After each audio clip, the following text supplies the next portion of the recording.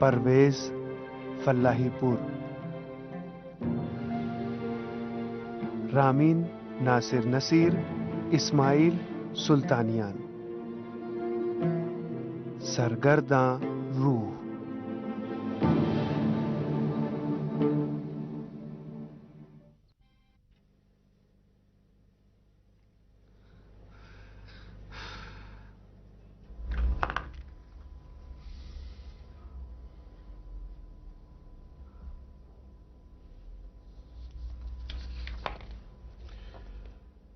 دس million تومان انعام۔ کریم صاحب عرف اشرف صاحب موصوف کئی دن پہلے گھر سے نکلے اور ابھی تک لوٹ کر نہیں آئے۔ اگر کسی صاحب کو ان کے بارے میں اطلاع ہے تو برائے کرم نیچے دیے گئے فون نمبر پر رابطہ کریں اور گھر والوں کی پریشانی دور کریں۔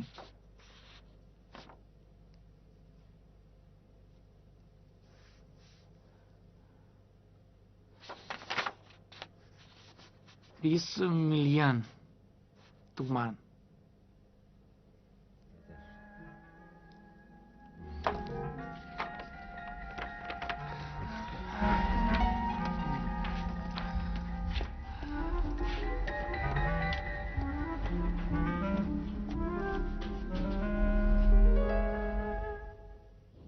شرارہ نے تم سے صحیح کہا۔ اکاؤنٹنٹ کے طور پر اسے نوکری پر رکھا تھا۔ میں نے سوچا مصیبت کی ماری ہے، زندگی نے اسے کچھ نہیں دیا، اس کی مدد کی۔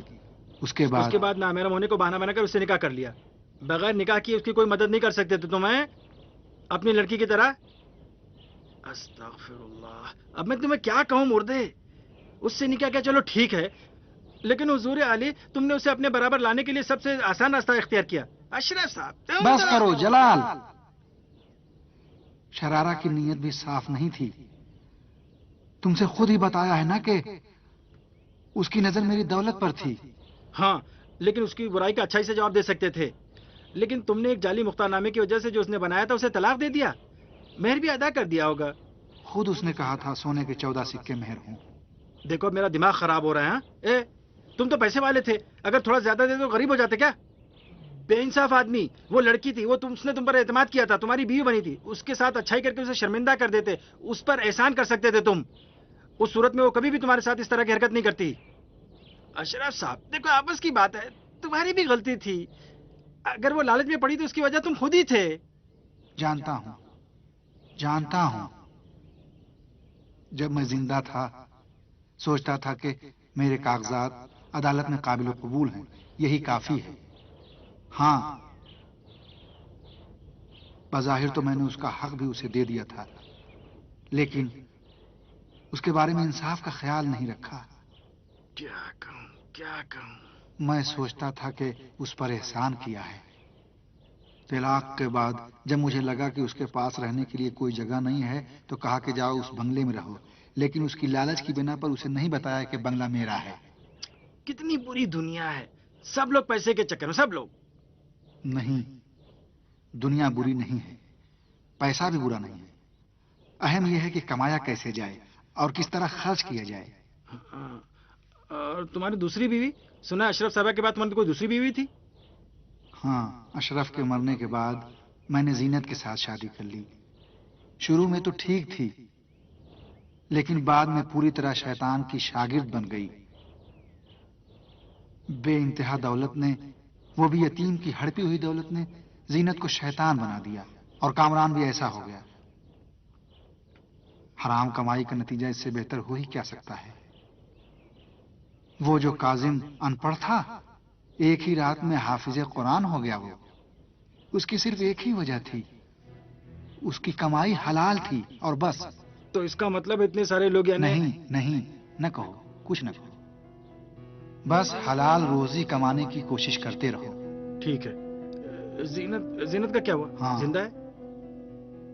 لیکن بیمار اور پریشان حال، ایک فلاحی ادارے میں پڑی ہے۔ بہت دنوں پہلے اسے طلاق دے دیا تھا۔ لیکن تم نے شادیاں بھی خوب کی ہیں، ایک کے بعد ایک۔ دیکھو اشرف صاحب، میرے ہاتھ تو کھول ہی سکتے ہو نا۔ بلا وجہ اصرار نہ کرو۔ کیا زبردستی اصرار نہ کرو؟ ہنسو مت۔ ہنس کر رہا ہوں، وہ وہ بازیگر کیسے زنجیریں توڑ دیا کرتا تھا. اللہ اکبر.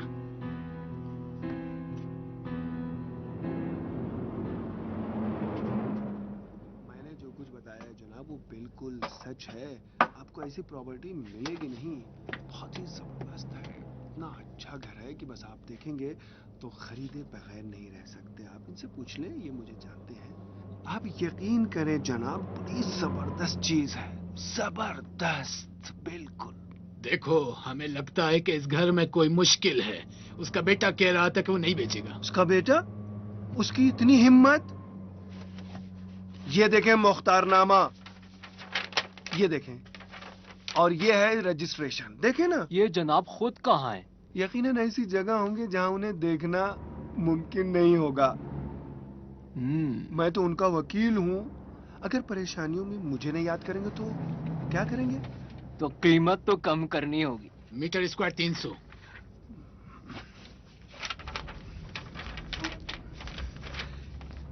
ایکسکیوز می, گدھا مر گیا, قبر کا پتہ چلا تو تم کو بھی دے دوں گا.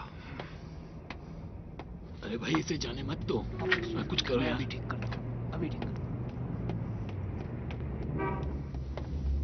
ارے وکیلی صاحب کیا کر رہے ہیں آپ؟ سب کچھ ٹھیک ہو جائے گا, آپ پریشان بالکل مت ہو, میں سب کچھ ٹھیک کر دوں گا. جاؤ 2-3 آئس کریم خرید کے لاؤ. آپ تشریف رکھیں, تشریف رکھیں. معاف کیجیے گا, آپ بھی صحیح گاہک نہیں ہیں, ورنہ وکیلی صاحب یہ نہ کرتے.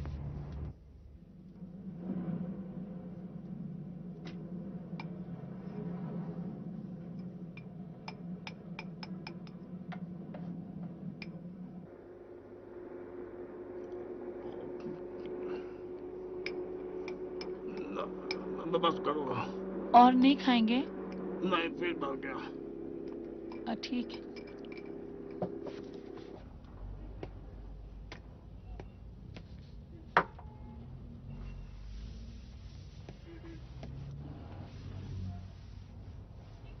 ابا جان, میں باہر جا رہی ہوں. آپ کو کوئی کام تو نہیں؟ نہیں بیٹی, میری فکر نہ کرو, جاؤ کام کرو. جلدی واپس آؤں گی.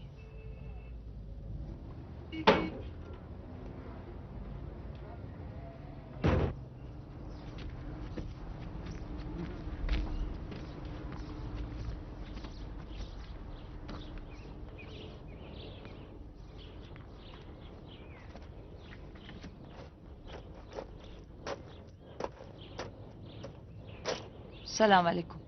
سلام. تو اب بھی جلال کے لیے پریشان ہو؟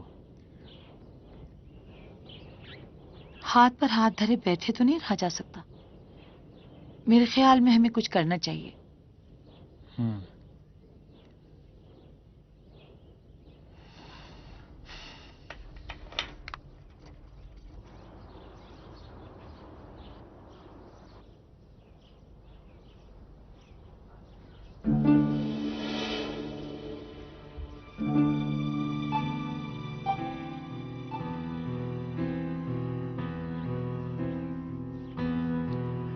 میں آپ کی قربان جاؤں امی. بہت دنوں سے آپ نے اپنے جلال کی خبر نہیں لی تھی. تمہیں ایسا کرنا چاہیے تھا بیٹا. کیا ہوا؟ اچھا, جو گڑبڑ ہو گئی اس کی بات کر رہی ہیں, تو ٹھیک تو کر رہا ہوں میں. یہ لوگ جو میرے پاس ہیں ان کی بھی تو غلطی ہے نا بھائی. صرف یہی بات نہیں ہے. تو کیا اور کیا گڑبڑی کی میں نے؟ میں نے اپنا دودھ پلا کر تمہیں پالا ہے, بڑا کیا ہے. کب میں نے چوری کے کپڑے تمہیں پہنائے, کب میں نے تمہیں حرام کھانے کو دیا ہے بیٹا. اچھا بتائیے تو میں نے کیا کیا ہے؟ آپ تو خود ہی دیکھ رہے میری کیا حالت ہے. خدا کی قسم میرا دماغ بالکل خراب ہو گیا. میری قبر پر حرام پیسے سے پتھر لگوایا, مجھے عذاب میں مبتلا کیا تاکہ یہ ثابت کرو کہ امی کو چاہتے ہو. مجھے کیا معلوم تھا. اب تو معلوم ہو گیا ہے نا. مجھے سکون نہیں, پریشان رہتی ہوں. جلدی اس پتھر کو قبر سے ہٹاؤ.